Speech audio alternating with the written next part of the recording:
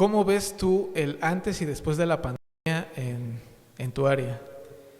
Fue una cuestión muy complicada porque se desató mucho la cuestión de la depresión y la ansiedad. ¿Cuál es o por qué crees que hay gente joven buscando, digo, cambiando de tema, Ajá. buscando gente mayor para tener sexo?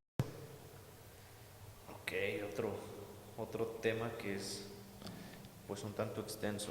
Si es de los pies, como por qué se nace ese fetiche, si es, no sé, chale, por la mierda, porque hay gente que también conozco que que le gusta que los caguen. Entonces, no sé si también sepas tú más o menos como por qué salen ese tipo específicamente de fetiches. ¿Y qué filias son como las que conoces así como bien extremas? Pues la más que he conocido a personas que la tienen es se me fue el nombre ahorita, de la cuestión con los muertos. Ah, Es necrofilia. necrofilia, es como ¿Has se conocido necro? Órale. llama.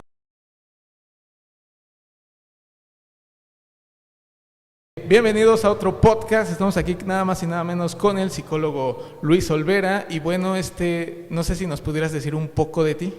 Ok, claro que sí. Yo soy Luis Ángel Olvera Hernández, soy psicólogo clínico, egresado de la UAC, egresé en el 2019, justamente pues antes de la pandemia, antes de que llegara todo este brote aquí en México, entonces me tocó todavía cursar pues todo de manera presencial.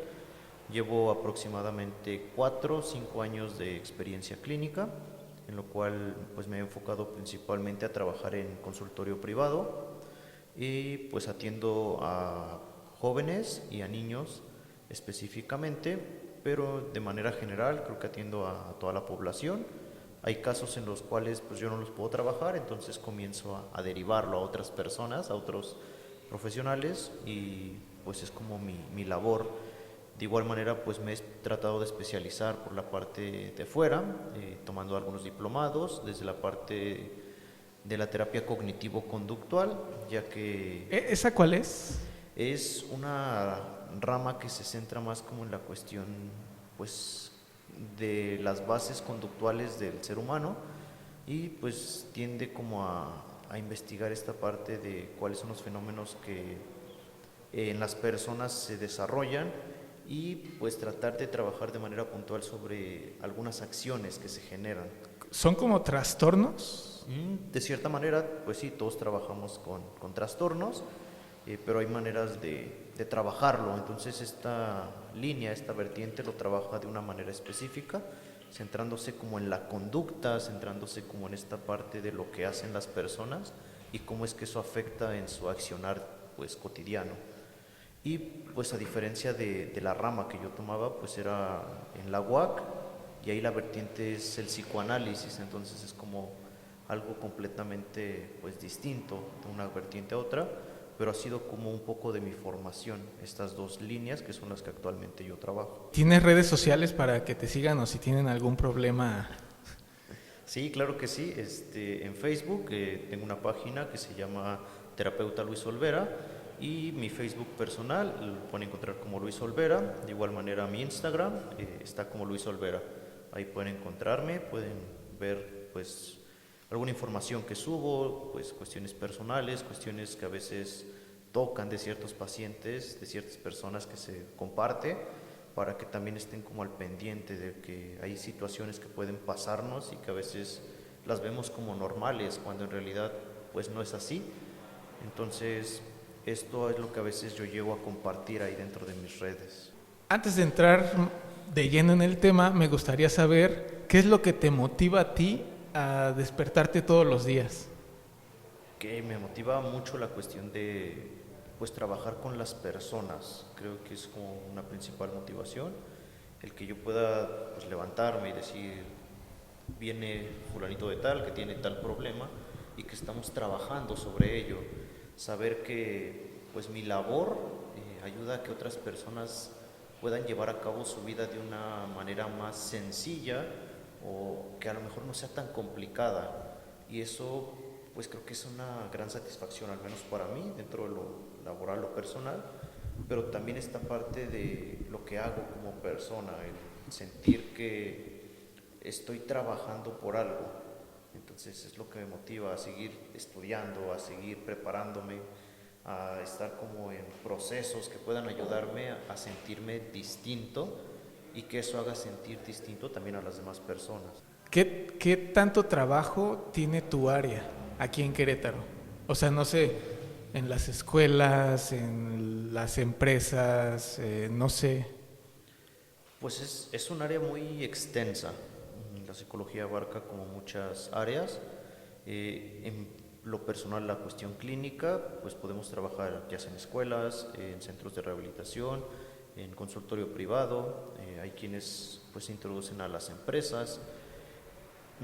Sin embargo, creo que es un área que todavía está como pues un tanto baja a nivel laboral. Como egresados hay veces que nos cuesta mucho trabajo pues encontrar en dónde posicionarte y sobre todo pues comenzar a afianzar esa pues personalidad, ese trabajo personal de reconocerte como psicólogo, como psicóloga, pues es complicado a veces porque sales pues a un mundo que a veces en la universidad no se nos muestra. Pues en la universidad nos centramos a la teoría y que esto sucede y qué puedes hacer con tal paciente, qué sucede, pero al final cuando ya estamos afuera pues encontramos todo un mundo que pues a veces es impactante y no sabes hacia dónde dirigirte. O sea, digamos que es como te enseñan, tú puedes trabajar aquí, tú puedes cobrar tanto, tú le puedes hacer así, pero no te muestran la realidad como tal. No sé, por ejemplo, yo te pongo mi ejemplo, cuando salí de la escuela, pues sí estaba todo chido, pero al final en la cuestión de finanzas fue como de, ay, no me enseñan estas cosas. Y de ahí fue como de, a ver, hay que buscarle y hay que ver cómo solucionar esto. En tu caso, ¿te pasó algo similar? Sí, creo que en mi caso me pasó algo similar. ¿Por qué? Porque en la universidad yo estaba acostumbrado, pues a lo mejor a trabajar de cierta manera. Cuando fueron mis prácticas, yo las realicé pues en un centro específicamente, y pues ahí el costo de las sesiones creo que era muy barato, o sea, sesiones de 80, 60 pesos, y era como, pues ok, ya que estás afuera, ¿cómo puedes establecer tú un costo de lo que estás haciendo? Si ya te enseñaron que pues a 80, 60 pesos se cobra una sesión y después te enfrentas cuando buscas a otras personas y están cobrando 500, 600 y es como de, pues, ¿Qué ¿cómo le onda? hacen? Ajá, o ¿qué puedo hacer yo para llegar a eso? Pero también pues es como comenzar a colocarte, es comenzar a, pues primero que te conozcan y ya después poco a poco pues tienes que empezar a seguir estudiando.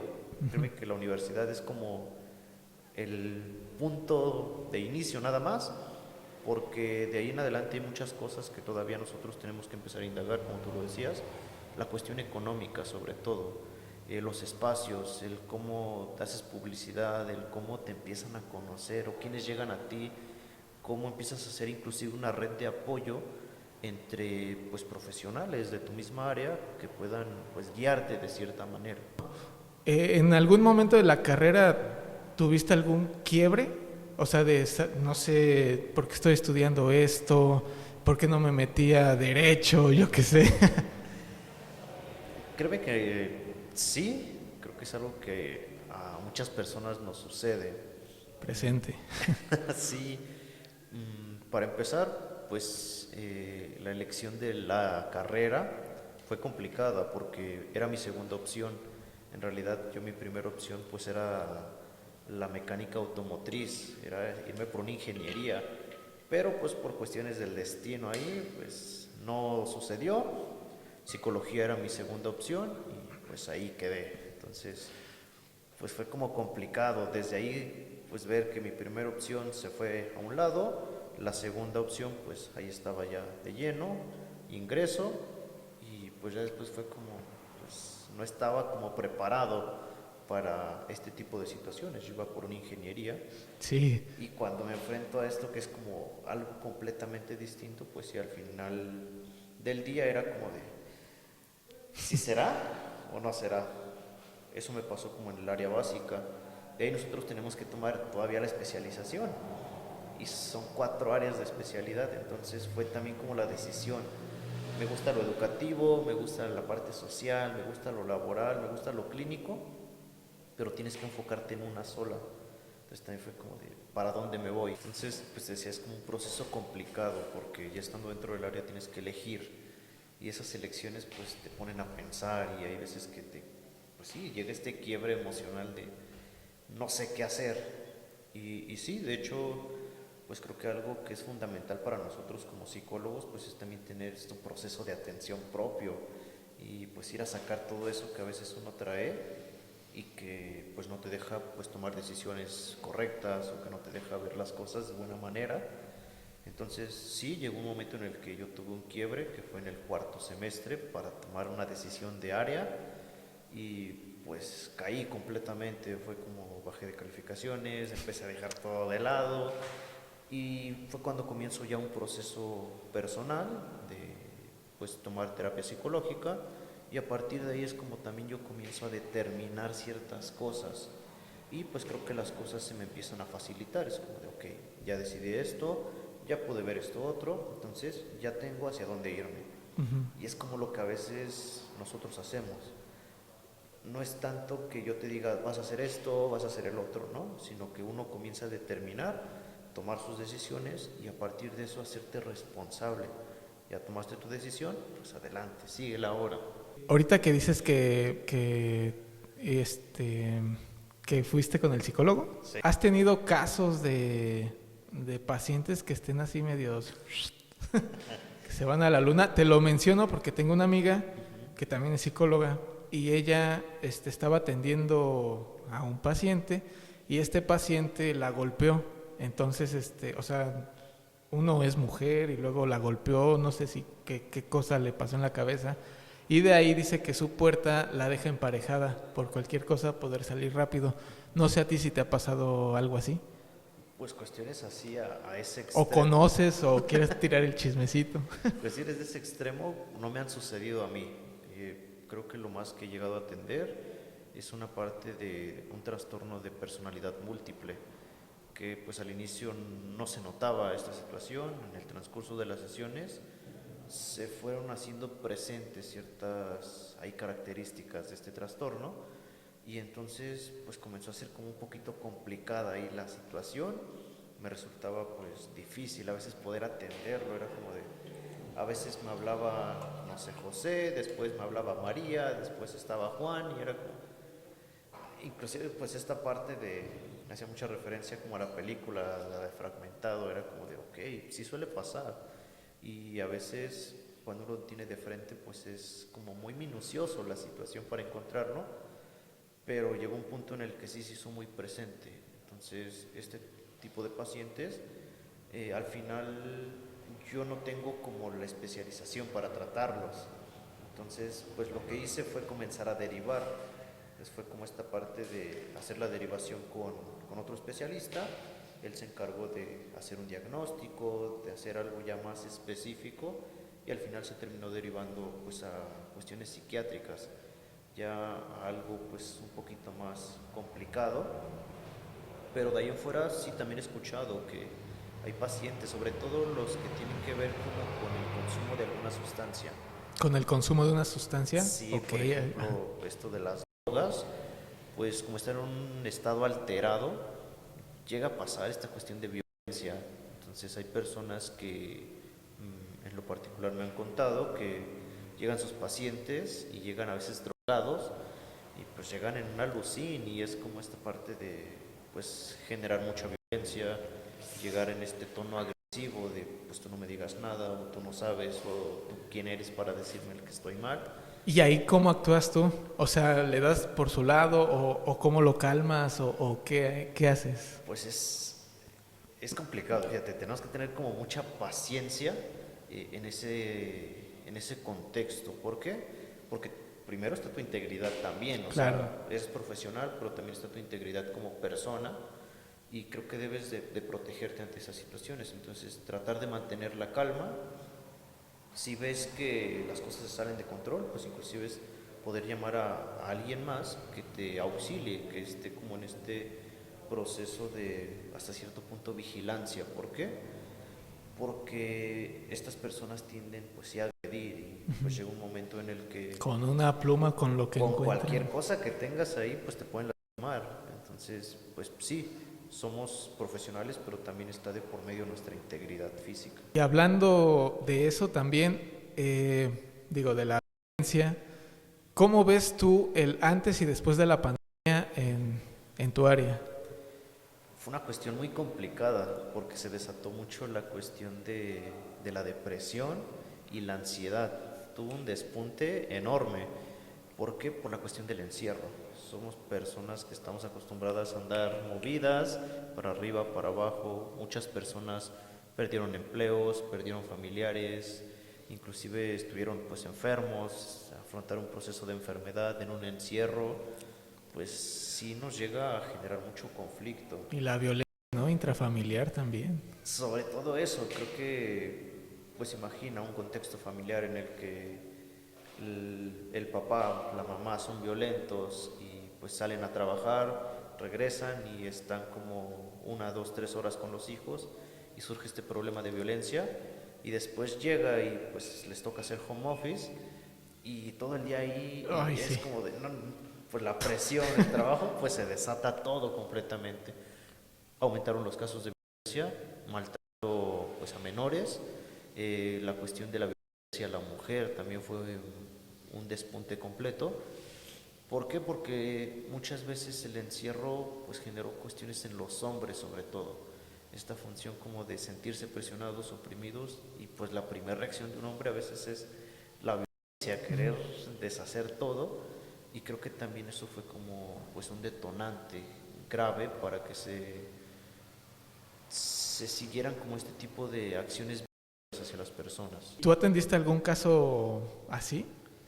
Sí, de violencia sí me ha tocado atender varios casos, sobre todo violencia hacia las mujeres. ¿Y cómo son? Digo, sin decir nombres, pero ¿cómo fue más o menos?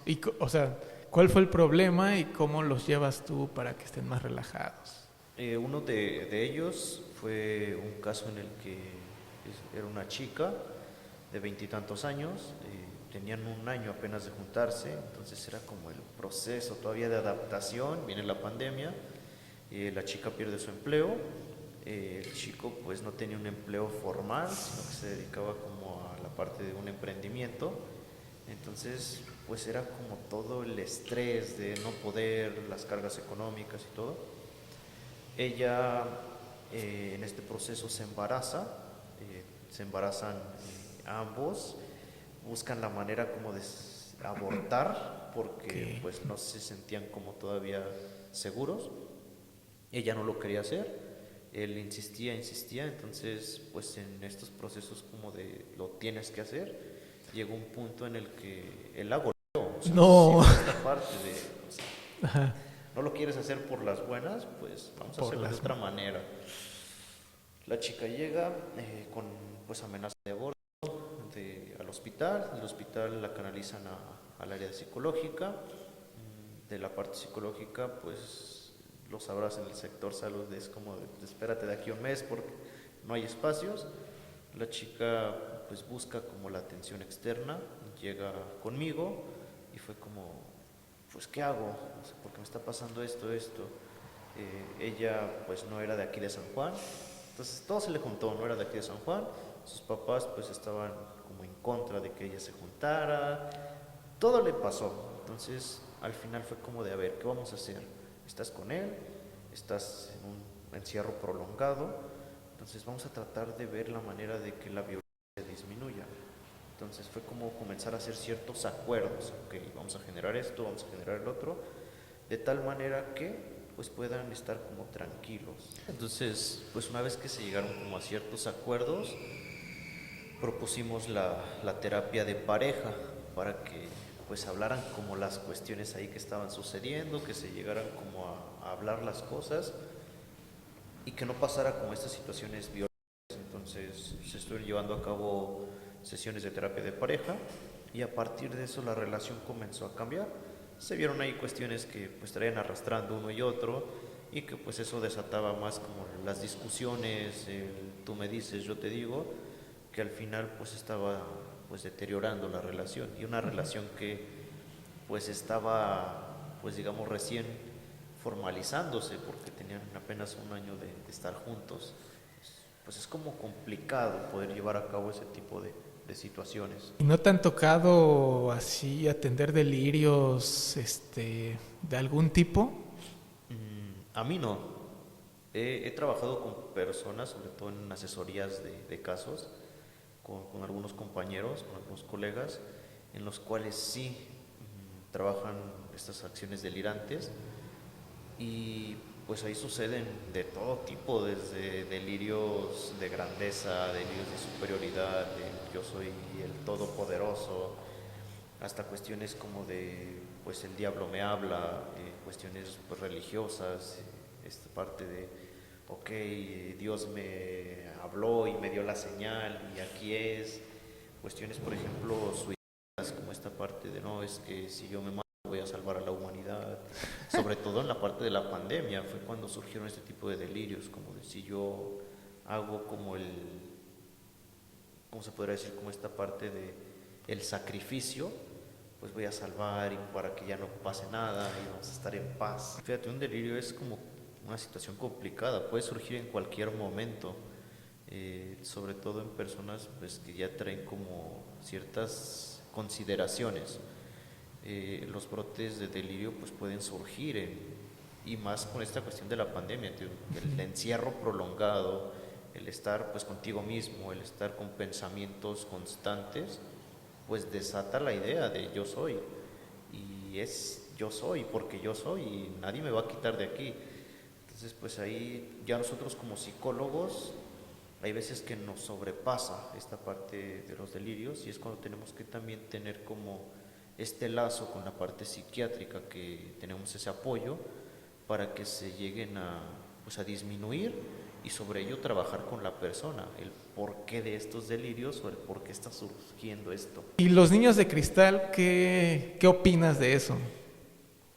Pues es todo un tema también, fíjate, tomar la generación de cristal, niños de cristal, pues es algo quizá muy reciente, se toma desde los años 2000 más o menos a la fecha, pero tiene que ver con esta situación de la no tolerancia. Y fíjate cómo cambia mucho a nivel contextual, porque nosotros pues estábamos acostumbrados a esa presión constante de tienes que hacer, tienes que ser, tienes el tienes y que nos traían pues siempre. Y ahorita es como esta parte de los derechos inclusive, los derechos de los niños, los derechos humanos, toda esta parte que ha venido como a quitar ese peso que antes se tenía. Es algo complicado, sobre todo por las concepciones que tenemos. Es como romper una ideología completamente, en la que ahorita pues está abriendo más como la parte emocional. Una generación de cristal es aquella que se tiende a abrir y que tiende a ser frágil, por ejemplo. Y el llorar, el expresar sentimientos, el expresar el amor, es todo un tema. Yo tampoco estoy muy inmerso en esa parte. Es un tema que pues lo tomo como con mucho Pincitas. cuidado, con pincitas ahí, porque pues puede desatar mucha polémica. Pero sí, creo que tiene que ver con un proceso de identificación, el no sentirte identificado con uno, dos o tres, sino que pues tienes que buscar un cuarto. Y lo que ha sucedido es eso. O sea, no, porque no me vas a encasillar, pero al final el encasillar es como, pues entonces ¿a qué perteneces? ¿Qué eres? ¿Quién eres? Es como esta parte de, no es que te encasillemos en algo, sino que tenemos que tener como, pues sí, algo estipulado para poder inclusive nombrarte. Ahorita me viene a la mente esta cuestión inclusive del lenguaje inclusivo. Es todo un tema también porque pues ya no sabes si le vas a decir buenas tardes señorita y es como de pues a ver por qué me defines como mujer o por qué. Y es algo que pues genera polémica y me genera a mí también controversia en lo personal. Quizá como profesional lo entiendo, pero en lo personal a veces sí me genera cierta polémica, cierto conflicto, porque ya no sé cómo referirme. Y son como bien intensos, ¿no? Sobre todo eso, o sea, es como la intensidad. Y es, ok, pero entonces, ¿cómo te digo? ¿Cómo te nombro? Porque hay personas que inclusive le dices, ella, y es como de, pues a mí háblame bien, es como de, pues, ¿cómo los podemos identificar? Sobre todo esa parte, creo que tiene que ver por ello con el concepto de identificación, el cómo yo me puedo referir a ti, cómo me puedo referir a X persona ante, pues inclusive una cuestión normal, porque a veces en lo más cotidiano te lo puedes encontrar y surgen estas consideraciones. Digo, si nosotros como profesionales a veces nos cuesta, pues imagínate a las personas en general, es como de, ¿qué hago? Personas, por ejemplo, adultos mayores que no están tan inmersos a lo mejor como nosotros en toda esta cuestión social, pues cómo le cambias toda esta estructura de ella o él a ella, pues es algo que para ellos también a veces les resulta pues ridículo. Yo me he topado con personas adultas que me dicen eso. Sí, te decía que a mí me ha tocado como cuestiones de hablar con personas adultas que llegan a sesión y es como de, tengo tal trabajador y viene con esta situación de que pues no quiere que le diga a él, sino que me refiere a él como ella, pero pues yo estoy acostumbrado a, oye, tú ven, y es como de, pues se enoja, se molesta, y pues a veces me ha llegado a decir que me va a demandar, que me va a y es como de, pero ¿por qué? Y no lo logran entender, ¿por qué? Porque hay veces que te decía, inclusive para nosotros como profesionales, pues a veces es complicado lograr entender y creo que es algo que pues a lo mejor, no sé si a la comunidad le toque, pues quizá enseñarnos un poco a cómo referirnos, qué hacer ante estas situaciones, porque pues si no estamos acostumbrados, está cambiando todo un modelo del sistema y tenemos que empezar pues a adaptar quizá este tipo de circunstancias, de situaciones, porque no va a ser una ni dos las veces que nos enfrentemos a un caso así. Entonces, pues tenemos que ver la manera de cómo, pues cómo empezar a hacer un diálogo a lo mejor o algo, porque sí está complejo el asunto de poder hacer algo con este tipo de temas. ¿Cuál es o por qué crees que hay gente joven buscando, digo, cambiando de tema, buscando gente mayor para tener sexo? Ok, otro tema que es pues un tanto extenso. Creo que en ese sentido, al menos lo que me ha tocado ver, lo que me ha tocado atender, tiene que ver con una situación de poder. Cuestiones, por ejemplo, en el caso cuando una mujer busca a un hombre mayor, pues tiene que ver con esta función de poder, de poderío económico, de poder, de estatus social, de toda esta parte. Y ahorita lo que rige mucho eso es la economía. Pero, por ejemplo, si lo cambiamos, o sea, hombres buscando señoras maduras, ¿es igual por la cuestión económica? Tiene que ver con la cuestión económica, pero también tiene que ver con ciertas, lo que se nombran ciertas parafilias, que en este caso sería la gerontofilia, buscar una cuestión sexual con una persona mayor que yo. Okay. En este caso, pues es como cuestiones de deseo, la cuestión sexual. Y hablando como la parte de parafilias, pues antes se veía como una desviación de la sexualidad, es como te desviaste hacia cierto objeto, te desviaste hacia los pies. cuestión, sí, ahí entra también la parte del fetichismo, por ejemplo, pero tiene que ver con eso, con un proceso como de identificación de objeto sexual, digamos.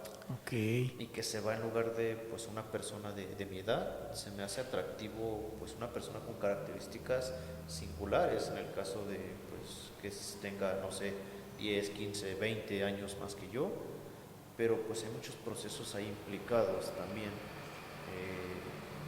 ¿Qué identificamos en esa persona que al final nos atrae? Porque es algo de esa persona, a veces no es la persona como tal, sino es algo que tiene esa persona, es lo que me atrae. A ver, y por ejemplo, ya ves que dicen mucho que las chicas que no tienen papás buscan los novios más grandes porque están buscando un papá. ¿Qué tan cierto es eso? Pues sí, hay cuestiones, por ejemplo, desde el psicoanálisis, lo vemos como un poquito ahí con el Freud, viendo como esta parte de, pues buscas a tu papá, buscas a tu mamá. Sí tiene que ver un poco con ese proceso de identificación, con la falta a veces de ciertas figuras. Por eso te digo, no es tanto la persona, sino es hasta las acciones, es como qué me representa esta persona en lo personal que hace que yo quiera estar ahí. Hay veces que pues pues tiene que ver con la función económica y tiene que ver inclusive con el que me trates bien, el que me veas, el aquí estoy, el que sea tu centro de atención, porque a lo mejor pues sí, en mi casa no me dan ese tipo de función, no me dan el cariño, no me dan la atención, pues entonces trato de buscarla en otro sitio. Por eso te digo, tiene que ver más con una función que con la persona en sí. Ok, ¿y tú como psicólogo has conocido personas así como muy fetichistas? ¿Y qué tipo de fetiches si es que conoces? Sí, pues creo que la cuestión del fetiche es como algo muy normal que se oculta, porque pues no todos andamos por ahí diciendo los fetiches, Sí, pero creo que más de uno de nosotros tenemos ciertas características de fetichismo, es como algo que nos gusta en la función sexual.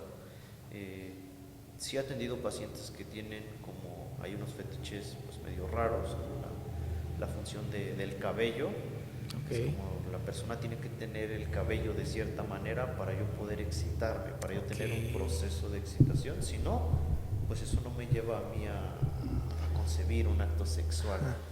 Órale. Entonces, pues ahí es como complejo porque pues hay veces que eso, cabello corto, cabello largo, cabello de cierto color, entonces tiene que ver como con muchas funciones ahí puntuales. He trabajado con otra persona una función de los pies, que Ajá. ahorita es como algo que también se desató mucho y que inclusive se hizo comercial, como la venta de fotos de los pies y la Ah, sí. venta-compra ahí. Entonces, pues esta persona trabajaba mucho esa función, como de gastaba su dinero en los pies, en buscar quién le mandara fotos de los pies. ¿Qué pasa ahí? Pues que sí hubo como cierta desviación pues, de su deseo y pues es sobrellevarlo, porque al final es algo que pues no podemos decir como que sea normal, simplemente que esta función no le genere conflicto, porque ya le está generando conflicto, ¿por qué? Por la cuestión económica. Era como de, ok, ya estoy pagando tanto por que me llegue contenido, pero eso ya me está generando problemas, inclusive en el ámbito laboral, porque tengo que estar más activo y Sí. estoy perdido. Entonces es como comenzar a redireccionar ciertas cosas para que esta función que él hace, pues nada más no le genere conflicto y que no le genere conflicto tampoco a terceras personas. Y tú sabes más o menos también de, o sea, de, no sé, si es si es de los pies como por qué se nace ese fetiche, si es, no sé, chale, por la mierda, porque hay gente que también conozco, que que le gusta que los caguen. Entonces, no sé si también sepas tú más o menos como por qué salen ese tipo específicamente de fetiches. Pues no específicamente porque no puede haber como una línea que te diga si es coprofílico es por esto, si es zoofílico es por esto. Creo que tiene que ver más con qué vivencia esa persona, lo que sí tiene que ver mucho con una etapa, que es la etapa de la infancia.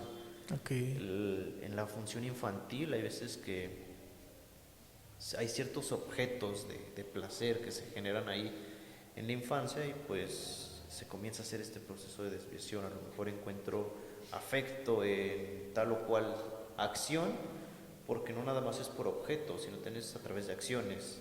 En tal acción que sucede o en tal objeto que me dejaron o en tal inclusive mascota, en tal situación que ahí ok. surge la cuestión de la familia, pero pues son como estas funciones de qué es lo que tengo en mi estado infantil que de cierta manera me arropa, me acoge y eso pues lo comienzo a ver como algo que apunta a mi deseo sexual, que en la infancia no lo vemos así porque es como esta parte afectiva, sin embargo después en la etapa ya de adultez, de madurez, pues se va desviando hacia esa parte sexual y lo vamos encontrando ahí, que es como pues complicado, inclusive las mismas personas que tienen estos fetiches, que tienen estas filias, pues no saben de dónde surge. Entonces es como el trabajo a veces de nosotros, pues indagar en eso, en de dónde surgió y sobre todo si me está generando conflicto, cómo comenzar a cesarlo. Pero si no, es también cómo comenzar a vivirlo de una manera distinta, a la mejor en la cual yo pueda encontrar placer pero sin generar un conflicto hacia terceras personas. Sobre todo es eso, el trabajo que hacemos nosotros es eso, cómo orientar a esta persona que está teniendo cierta filia para que lo realice sin ningún problema, sin que afecte su persona, pero también cuidando la integridad de los demás, que no afecte a una tercera persona. ¿Y qué filias son como las que conoces así como bien extremas? Pues la más que he conocido a personas que la tienen es se me fue el nombre ahorita, de la cuestión con los muertos. Ah, Es necrofilia. necrofilia, es como ¿Has conocido Órale. he conocido una persona que pues tiende a esa parte y era como pues su deseo, esa parte como de estar cerca de los cuerpos pues inertes. Y pues sí, llegó un momento en el que le generó conflicto porque pues sí lo encontraron pues hasta, pues sí, se enfrentó a cuestiones. Pues él llega con un conocido mío, un colega, y comenzamos a trabajar el caso en conjunto, porque pues es algo complejo y es como, pues ya está con un caso, están pues como, pues cómo justificas que pues él no lo hace pues, como por dañar, sino que lo hace a través de esta parte de pues un deseo sexual. Entonces es como complejo llegar a hilar esas situaciones. Creo que es lo más complejo que he llegado a ver.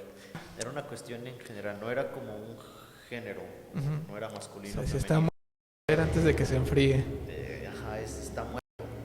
No es tanto lo que decía, no es que sea hombre o mujer, sino es está su cuerpo inerte. Entonces, pues ahí veíamos ciertas cosas en las cuales, por ejemplo, en ese caso específico, se hablaba de funciones de poder, en la cual él siempre pues estuvo sometido. Sobre un cuerpo inerte yo puedo ejercer el poder que ejercían sobre mí. Entonces se llevó a consolidar como esa parte de que él estaba en conflicto con una situación de poder y pues a partir de ahí se comenzó a trabajar. Dejamos el caso, se lo pasamos a una compañera psiquiatra que ella continuó y pues ya nos deslindamos. Entonces, ya no supe qué culminó, si la persona, pero sí fue algo un tanto complicado. Y otra pregunta que también me hicieron fue, ¿por qué los hijos te ven como un proveedor y no como un ejemplo? Me lo dijo una mujer. Ok, pues a lo mejor retomando como eso que te decía, el hecho de la función ausente ahorita de los padres. Si nos vamos ahorita, la mayoría de los papás tienen que salir a trabajar, tanto mamá como papá pues no están en casa. Entonces vuelvo a lo mismo, quienes están educando a los niños pues son los dispositivos, o a veces son los abuelos. Ya los abuelos pues tienen más función paterna que a veces los mismos padres. Entonces por eso se ha caído un poco a eso, a que yo te vea como pues mi banco, es mi banco personal. ¿Por qué? Porque no estás. Y es lo que muchos hijos hoy en día reprochan. El, ¿Tú por qué me vienes a regañar a mí si tú nada más llegas a las 6 7 ni me dices cómo estoy y todo, pero llegas a ver que no recogí mi cuarto, que no hice mi tarea, esto, lo otro, y me llegas y me das uno bueno? Pues no te voy a ver como ejemplo, o sea, te voy a ver como lo peor, pero pues necesito estar contigo porque soy dependiente a nivel económico. Entonces, creo que la ausencia de los papás, tanto mujeres como hombres, ha desatado mucho este conflicto. Y hay veces que cuando llegan a terapia, pues los papás llegan y dicen, pues mi hijo está mal, mi hijo es así, mi hijo es...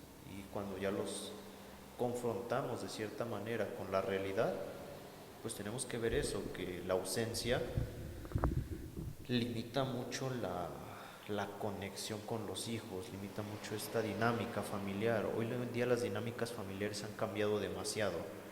Es difícil ver una dinámica familiar pues sana. Ahorita caemos como al término que está muy en uso hoy en día, que es relaciones tóxicas, inclusive de pareja, a nivel familiar, a nivel laboral inclusive. ¿Por qué? Porque estamos en un proceso de ausencia. Todos están ausentes, todos queremos estar ausentes y pues nos centramos únicamente en lo que me corresponde, lo que me toca.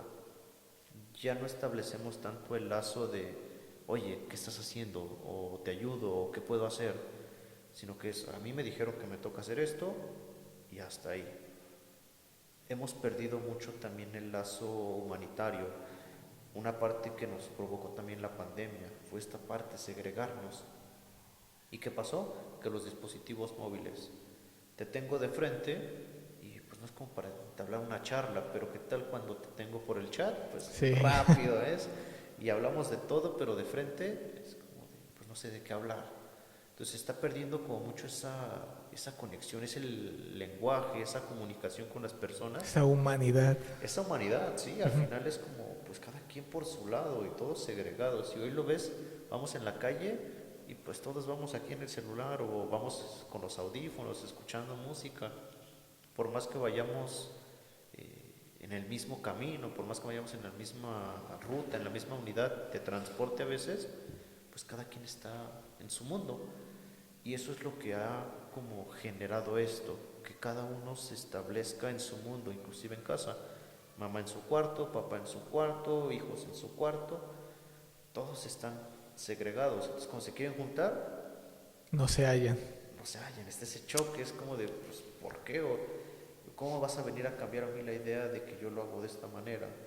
O de que yo no quiero hacerlo porque no me corresponde. Estamos acostumbrados ya a eso. No me toca. Y a ti sí te toca. Y vamos con la cuestión, por ejemplo, de los derechos. Es que tú me tienes que dar educación, me tienes que dar vestimenta, me tienes que dar esto. Oye, pero a ti te toca. No, no lo hago. Te voy a dar, es violencia, te voy a demandar, te voy a denunciar con el DIF. Entonces se pierde como esa autoridad también por, por lo mismo, por la ausencia. No es lo mismo que un papá o una mamá estén presentes y te digan, vamos a hacerlo, a que nada más te dejen como tarea, oye, en el transcurso del día tienes que hacer esto, esto, esto, esto. Y que al final del día, pues llegues y no lo vean hecho y que todas te den una friega, pues es como de, ¿por qué lo vas a hacer? Si no tienes pues autoridad aquí, si tú no eres alguien que esté presente, ¿cómo yo te voy a hacer caso?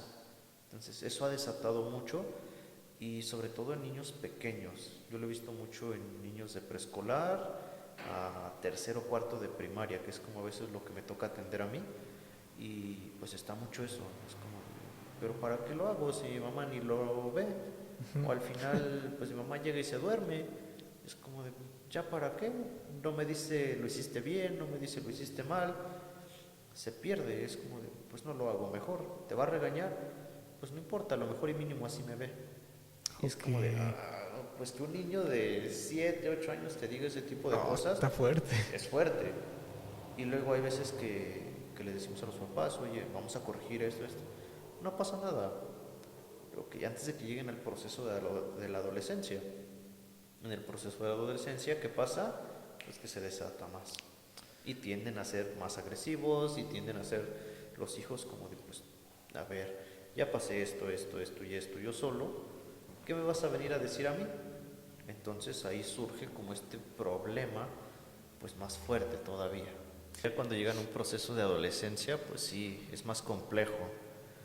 Muchas veces yo les menciono a los papás, vamos a tratar de llegar a acuerdos con ellos, generar ciertos límites, generar ciertas cuestiones ahí que ayuden como a una mejor convivencia. Comenzamos como este proceso de una convivencia distinta y entonces a partir de eso pues se comienza a cambiar la dinámica, pero es hasta que los papás también se dan cuenta que ellos forman parte del proceso. Muchas veces llegan con nosotros, te decía, como de arréglamelo. Es como de, pues, oye, espérame, pues, no es un coche como para que le cambie una pieza y quede como nuevo. No, implica mucho el contexto familiar, implica mucho el cómo se les habla, el cómo se les refiere. Y muchas veces es inclusive eso, la atención. Hoy en día hay mucho desatado también la cuestión del déficit de atención. Ay, sí. Y pues yo les decía a los papás, sí, hay mucho déficit de atención, pero no es por el hijo, es como por esta cuestión. El déficit de atención surge, pero desde los papás. Esta deficiencia de atención que se les brinda, pues al final está generando muchos procesos desde niños pequeños. Me ha tocado trabajar, por ejemplo, con niños de 4 años que están atravesando crisis de ansiedad cuando digo, ¿De pues, 4 años? ¿Y cómo es eso? por ejemplo, uno de los niños que yo atendía presentaba mucho dolor de cabeza, dolor de estómago cuando su mamá estaba con él, por ejemplo, porque su mamá era como de tienes que hacer, tienes que... Entonces generaba un proceso en él que le desataba malestares físicos. Entonces comenzamos a ver que estas situaciones llegó como a la función con el pediatra, no tenía nada que ver con su organismo, sino tenía que ver con una función ya mental, con una función contextual, que era la mamá gritando, la mamá siempre pendiente, y era como de, bájate de ahí, no hagas esto, no esto, no esto, y como pues ya cierta paranoia. Y entonces el niño comenzó a manifestar todo eso. Entonces el niño no podía dormir, comenzaba a orinarse en la cama, comenzaba a no querer comer, tener diarreas constantes, dolores de cabeza. Y era como de, ¿pero por qué se enferma? Y llega como al consultorio y es como de, pues es que en la casa todo está bien, le doy de comer bien, y es como de, pues a ver, ¿cómo es la dinámica? No, pues ya cuando comienza a contar la dinámica familiar es como de, a ver, pues espere, está como en un proceso muy acelerado que pues en un niño de 4 años pues no es posible digerir. Entonces, pues imagínate que estamos llegando, que un niño de 4, 5, 6 años genere esto, pues es difícil, y más sobre todo para ellos que están en un proceso de consolidación todavía, pues al final es como de, pobre niño. Sí. No manches, wow. Yo pensé que los niños chiquitos, o sea, sí tenían problemas, pero no bastantes. Sí es cierto que, cambiando de tema, que los psicólogos según son muy, se me fue la palabra, muy manipuladores y que eso lo usan para ligarse chicas y todo eso. Pues sí, hay personas que lo emplean de esa manera. De hecho, pues hay muchos que se salen de los lineamientos éticos, y es que uno como psicólogo pues tiene muchas facultades, ¿sabes? El poder identificar la personalidad, el poder identificar el cómo hablas, el que inclusive cómo te sientes ante ciertas circunstancias, pues nos da cierto poder. Ahí entra pues la ética que uno tiene. ¿Por qué? Porque al final llega, por ejemplo, una persona, digamos una chica, que pues es atractiva físicamente y que me llega a contar sus problemas y que yo le escucho y que le entiendo. ¿Qué va a pasar? Pues que obviamente la chica se va a sentir pues acogida, se va a sentir arropada, y al final pues yo puedo utilizar eso. ¿Para qué? Pues para generar esa situación de relación inclusive, y puedo obtener beneficios, pero eso está pues ya rebasando los límites de la ética. He conocido personas que pues se salen de eso y es como de, ok, pues te invito a un cafecito, o te invito a salir, o te invito a esto. Todos nos estamos fuera de la consulta. Es como de, pues no, eso no debe de suceder. O sea, si al final te gusta la chica, te gusta el chico, sea psicólogo o psicóloga, porque sucede en ambos, no nada más los hombres, sino hay mujeres que también utilizan esa parte. Algo que tenemos que hacer nosotros es, ok, te sientes atraído por esa persona, deja de atenderlo. Okay. O sea, deja de atenderlo, derívalo con alguien más, lleva un proceso tú primero del por qué te atrae ese tipo de persona, porque pues también es complicado que te atraiga una persona que está llegando contigo a consulta, que te cuente todo y que tú digas, pues lo siento, pues es como pues también complejo que puedas establecer una relación desde ahí, más pues sabiendo lo que uno puede provocar o no. Entonces sí, se puede hacer como el proceso, lo derivas con alguien más, lo atiende otra persona y tú comienzas pues ya un proceso aparte con ella. Pero si lo haces dentro de la consulta, pues eso implica inclusive sanciones a nivel legal. ¿Por qué? Porque hay ciertos códigos éticos y hay ciertos colegios, inclusive el colegiado de psicólogos, que puede señalarlo. ¿Te pueden quitar tu cédula por eso? Así es. Te Ok, pueden quitar tu cédula profesional por eso, porque es una mala praxis. ok. Y estás haciendo pues un abuso de poder. Ujú. ¿Por qué? Porque la persona, te digo, llega a ti, pues llega en un estado de sufrimiento, llega en un estado de malestar en el cual pues tú eres superior, por así decirlo, porque tú estás en un estado de poder, en el que te depositan a ti el ayúdame, y si tú lo tomas para beneficio propio, pues está en contra de lo que deberías hacer. Entonces, sí, tiene penalización. Aquí en México pues es como complicado, casi no se escucha eso de que haya una penalización, sin embargo sí es recurrente que se escuchen casos así.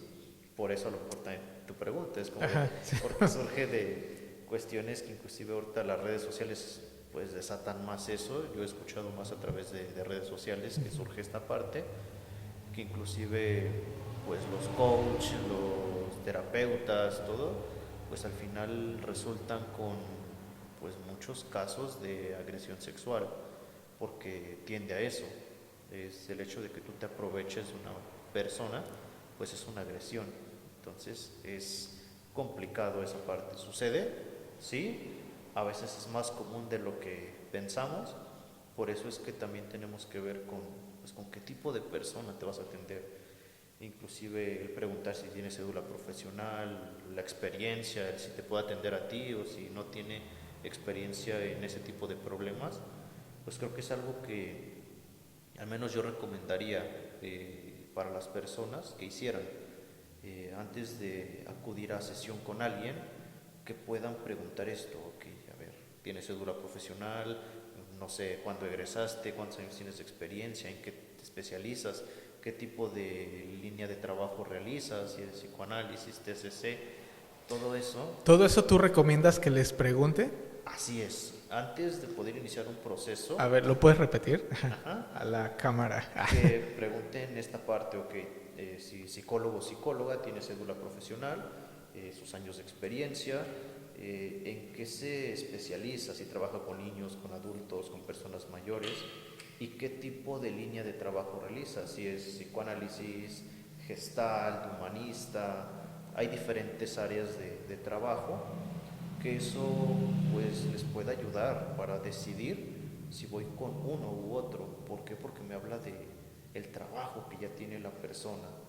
Es lo que yo a veces les recomiendo a mis pacientes al momento de que me piden como la consulta. Es como de, ok, mira, yo trabajo bajo estos lineamientos, yo hago esto, trabajo de esta manera, tú decides. ¿Quieres trabajar conmigo o quieres trabajar con alguien más? Pero también ya ese es como el proceso de decisión de cada uno. Me contó una amiga que llevaba a su hijo con una psicóloga y de hecho en sus redes decía, ella le cobraba pues bastante caro y pasó eso que dijiste, le preguntó, oye, a ver, ¿y tu cédula y tu nombre y ta, ta, ta?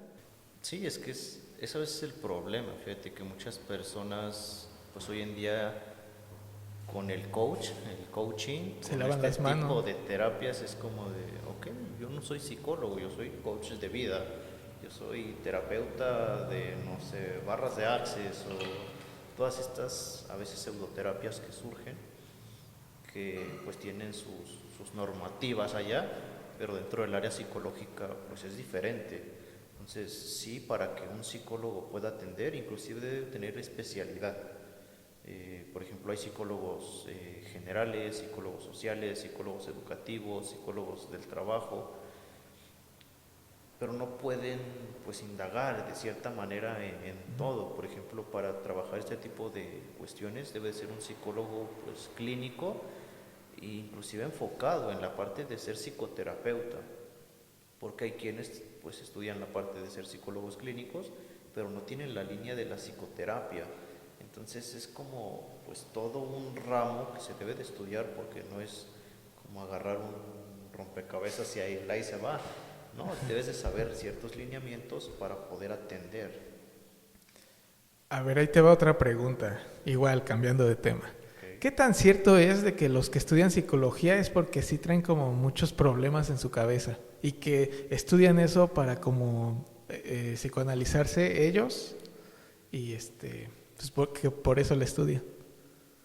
Pues también esa parte surge y sucede, ¿Tú creo. conoces?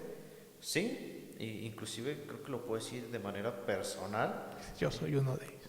No directamente soy uno de ellos, sí surgen, como te decía, en esta parte de cuando uno se quiebra, pues surge. ¿Por qué? Porque al final estamos tratando de encontrar algo. O sea, al final es como de, traigo problemas, sí, y es como pues resolverlos de cierta manera.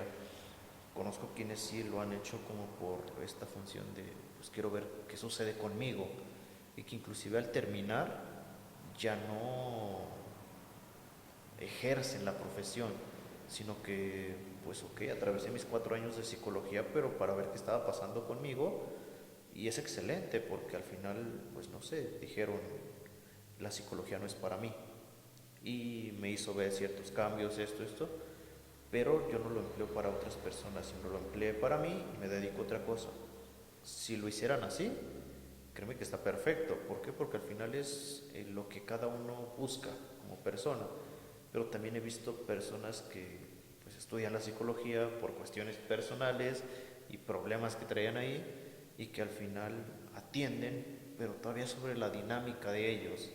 Es como de, ok, yo atiendo solamente a personas violentadas porque yo en su momento fui una persona violentada y yo quiero pues salvarlas. Si lo vemos desde ese punto, pues es complicado porque no eres un salvador, no eres como esta parte de que atraviesan un proceso similar al tuyo, no. Sin embargo, hay quienes también lo he visto que llegan por un proceso personal y dicen, ya determiné qué es lo que quiero, ya determiné cómo quiero trabajar y a partir de aquí lo hago. No desde mis lineamientos personales, sino desde lo que me brinda la profesión para poder hacerlo. Sí, hay ambos casos. Yo me considero más del lado de, ok, vi que había cuestiones personales que pues ahí andaban todavía volando, que llegué a aterrizarlas dentro de la facultad, ¿sí? ¿Por qué? Porque tanto los profesores, como las dinámicas de grupo, como todo lo que hacemos dentro de la profesión, pues llega a tocar membranas personales que dices, "Ah, esto que dice aquí la lectura como que me llega, porque yo viví una situación similar". Entonces, lo que no tenemos que hacer es enfocarnos en eso, sino, ok, enfócate en que la lectura viene así, que los casos son así. Si tú lo estás atravesando, ¿qué te recomiendo? Tu proceso. Comienza un proceso psicológico para que tú lo resuelvas y no afectes a otras personas con eso que tú estás teniendo ahí. Ok. A ver, ahí te va otra. ¿Tú qué opinas de la gente que dice, nah, ¿para qué voy al psicólogo? Mejor unas chelas con mis amigos y ahí saco Pues todo. es un proceso de evasión a veces. Sí, es el sacar. Muchas veces decimos el sacar. Ya lo saqué y ya no pasa nada. Pero con sacarlo, pues, ¿qué pasa? No pasa nada. Sin embargo, el hecho de estar frente a un psicólogo o el hecho de ir a un proceso psicológico es sacar, ya lo sacamos, aquí está, ¿qué vamos a hacer con eso? Ok, es que, no sé, me violentan y cada vez que tomo digo que me violentan y que fui violentado pero luego no sales de ese lugar, siempre te mantienes como el violentado. Entonces, ¿qué pasa en el proceso psicológico? Ok, ¿quieres seguir en ese proceso? ¿Quieres seguirte viendo como esto? ¿O qué vamos a cambiar? Entonces comenzamos a hacer un proceso en el que, ok, dejo de ser violentado, pero como no encuentro un lugar, entonces empiezo a buscar otro espacio en el que yo pueda ser diferente. Ese es el proceso que nosotros hacemos. Pero si yo digo, no, con mis compas y ahí con las chelas, pues sí, a lo mejor y sale y lloro y grito y hago un desastre, y ya digo, ya me liberé. Pero Pero ¿qué vuelve, ¿no? pasa? Que eso regresa y llega un momento en el que está presionando, hasta que pues el punto viene en que las chelas ya no las necesitas nada más el fin de semana, sino que entre semana y ahora diario, y ahora consumes más, y ahí viene también el indicio del abuso de una sustancia. Entonces, son como muchas cuestiones que se determinan a partir de eso. No es tanto que no se necesite, sino es ¿para qué? ¿Para qué lo necesito? El psicólogo hay veces que es como pues un direccionador nada más, y voy y hablo y él me dice sí o no y ya. Y hay quienes pues sí se buscan como el proceso de indagar más allá, y dicen ok, yo quiero saber el por qué me está pasando, el por qué me está ocurriendo, de qué manera lo voy a solucionar. Pero quienes pues lo evaden de cierta manera es eso, no quieren enfrentar pues una Claro. realidad que a veces está ahí presente, pero que me da miedo, me da cierto temor, pues poderlo hablar con alguien que me va a hacer enfrentarlo. Porque yo lo hablo con mis compas y mi compa me dice, pues sí, ven y te doy un abrazo y todo chido, pero el psicólogo no siempre es así. Y hay veces que también se romantiza como esa parte de ir al psicólogo porque te hace sentir bien y todo, pero hay veces que sales de las sesiones y sales llorando y sales mal y sales como perdido. ¿Por qué? Porque vas y dejas muchas cosas, muchas ideas que a veces pues están ahí dando vueltas en tu cabeza. Entonces el comenzar a dejar pues es algo que cuesta. ¿Cuál es la diferencia entre un sociópata y un psicópata? Mm, es algo complicado ahí. El sociópata tiende más a estas funciones, ¿cómo te parece? Como en función social de sentir que puede o no puede hacer las cosas. El sociópata se va a centrar más en que no me vea nadie, en estar oculto, Ok. en tratar de hacer las cosas desde las sombras a veces. Un ejemplo, así tal vez en una serie. Mm, no sé, no se me viene ahorita a la cabeza, pero te puedo decir esta parte como de, ok, yo planifico todo a nivel personal, pero lo hago que genere un impacto social. Ok. Por ejemplo, no sé, O sea, de cierta forma como algo introvertido. es más una persona introvertida, es más una persona que tiende a aislarse y que al final genera un impacto. El sociópata tiende a eso, a diferencia del psicópata. El psicópata es alguien que te dice aquí estoy, veme y puedo hacerlo y yo lo voy a hacer y lo logro. Muchas veces los psicópatas tienden a estos delirios de grandeza. Como digamos Pablo Escobar. Pues sí, hasta cierto punto, porque él buscó la manera como de hacerse notar y de generar y generar y generar. Llega un punto en el que pues no estás en la realidad ya, sino que estás buscando cada vez más, que al final la realidad no te lo permite y por eso es que vienen todos estos brotes. En el caso, por ejemplo, me viene aquí sí la película de Guasón, que como vienen todos estos brotes delirantes y que le genera pues hacer un desastre sin sentir culpa, sin sentir miedo, sin sentir pena. En los psicópatas tiende a haber como un proceso de inhabilitación de las emociones y después viene un choque en el que se habilitan y desatan. Es como Ok. un freno, un impulso, freno, Ok. impulso, que a veces surgen de una manera pues un tanto complicada. Ahí sí me agarraste de bajada porque son cuestiones que no, pues no trabajo yo tanto, Ok. porque pues se salen como de mi línea de atención. Sí lo he estudiado un poco, pero no es algo que tenga como muy fresco. Ok. Ajá. Ok, ok. Y bueno, antes de casi terminar la entrevista, me gustaría, digo, tú eres el psicólogo, pero Luis de 8 años, ¿crees que estaría feliz de ver a Luis de ahorita? Sí, yo creo que sí. He seguido como mucho de lo que quería, de lo que pues en algún momento quizás soñaba, estos anhelos que tiene a veces uno de pequeño. Quizá no con todo lo que en su momento decía yo, porque yo quería ser policía, yo quería ser maestro, bombero y todo, pero terminé sí precisamente en una línea similar que es ayudar a las personas. Era como mi línea desde un inicio, que era ayudar a las personas a hacer algo. Entonces, creo que mi yo de 8 años diría, excelente, qué bueno que tomaste ese camino, a lo mejor qué bueno que pues pues no te fuiste por la ingeniería, porque a lo mejor ya estarías reparando carros y no ayudando a personas a cambiar a lo mejor su vida, pero creo que hay ciertas cuestiones que sí se van quedando de todos, que pues tenemos que ir, como te decía, dejando, y es lo que a veces nos cuesta, dejar algo de esos sueños, dejar algo de eso que en algún momento anhelábamos, por enfocarte pues en lo que ahora eres. Y creo que eso es lo, como me decías las primeras preguntas, lo que me motiva, el seguir haciendo lo que ya soy y seguir fortaleciéndolo, no solamente para mí, sino también para los que me acompañan, para los que están a mi alrededor, para las personas de mi contexto, que pueda aportarles un granito de arena a pues que mínimo su vida sea un tanto diferente. ¿Algo más que quieras agregar? No, pues creo que no, solamente pues agradecerte por la invitación.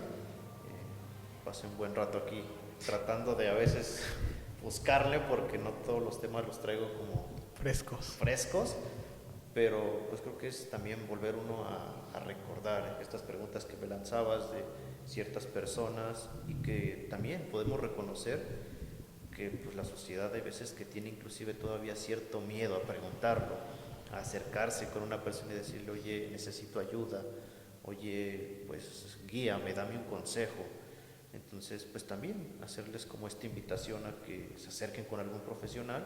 Si tienen alguna duda, alguna pregunta, pues es más fácil que nos acerquemos con alguien que conozca del tema, a poder hablarlo con el vecino o la vecina, que a lo mejor nos van a hablar desde su perspectiva y nosotros pues lo hablamos desde este estado neutral, desde este estado profesional en el cual vemos la problemática diferente. Entonces, pues eso sería como mi recomendación, que se acerquen con un profesional, igual recordando, pues si siempre pidan sus datos para que no les pase y los vayan a estafar o estén pues acudiendo con personas que no estén preparadas profesionalmente.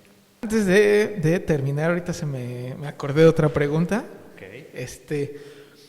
¿Por qué dicen que los psicólogos no pueden ayudar a sus amigos, a sus familiares? Por la misma situación que decíamos, como la parte en la que te aprovechas como de una persona que llega a ti con sufrimiento, con sentimientos. ¿Qué pasa? Imagina que yo como psicólogo atiendo a mi hermano, por ejemplo. Pues yo tengo emociones hacia él como persona, yo tengo cierto cariño, yo tengo cierto rencor inclusive, y cuando él me esté contando algo que le ha sucedido, ¿qué va a pasar? Que yo no lo voy a ver desde mi sentido profesional, sino que yo lo voy a ver desde este sentimiento que tengo por esa persona. En nosotros no tiene que intervenir la parte emocional para la hora de atender. Si nosotros nos fijamos en esa parte emocional, pues entorpece de cierta manera nuestro trabajo. Tenemos que ser muy neutrales en ese pues accionar sobre ellos, pero si yo atiendo a mis amigos, pues yo conozco su historia desde cierta manera, pero cuando él me llega y me dice es que no es así, y es como, pero si yo te vi que eras feliz, si yo te vi que tenías esto, y él me lo dice de otra manera, entonces ya choca lo que yo creía y lo que yo sentía, y entonces afecta a mi persona, pero también afecta al otro, porque no lo veo desde mi perfil profesional. Entonces, por eso es que se recomienda que no atendamos a familiares cercanos, que no atendamos amigos, a pareja, pues porque podemos hacer este proceso de manipulación, pero también nos podemos afectar a nosotros por lo que esté sucediendo con lo que las personas puedan revelarnos, porque al final es eso, nos revelan muchas cosas que uno pues no siempre los tiene en cuenta. Entonces, pues es un choque tanto para mí como psicólogo, como para la persona, amigo, familiar, que al final pues rompe esos lazos. También es por eso, porque se comienzan a romper lazos, porque el hecho de ser psicólogo implica mucha discreción, implica esta función de pues no puedes decir nada. Y imagínate con tus familiares, el que tú sepas algo y que no puedas hacer nada, pues es como un choque de ¿por qué? Entonces, por eso se recomienda que mejor ellos como familiares, como amigos, se atiendan inclusive no con conocidos, porque también con conocidos pues, se puede llegar a veces a malinterpretar las cosas, como de que te atienda mi amigo el psicólogo, pero no van con la misma confianza porque saben que es mi colega y que trabajamos quizá en el mismo lugar y pues puede haber este intercambio de información que al final llegue a hacer que el proceso no sea pues bueno, no se dé de la mejor manera por esta desconfianza o por ese pequeño pues bloque que puede haber ahí para que al final no se abran completamente, como lo decías. Sí, pues bueno, esto sería todo. ¿Nos recuerdas tus redes sociales? Claro que sí, en Facebook me pueden encontrar en mi página como terapeuta Luis Olvera, mi perfil personal como Luis Olvera y en Instagram igual me pueden encontrar como Luis Olvera. Son mis 3 redes sociales que utilizo. Ok, perfecto, pues vayan a seguirlo, cualquier cosa que tengan en sus cabecitas con él. Y bueno, sería todo. Muchas gracias, Luis. Gracias a ti por la invitación. No, y a ti por aceptarla.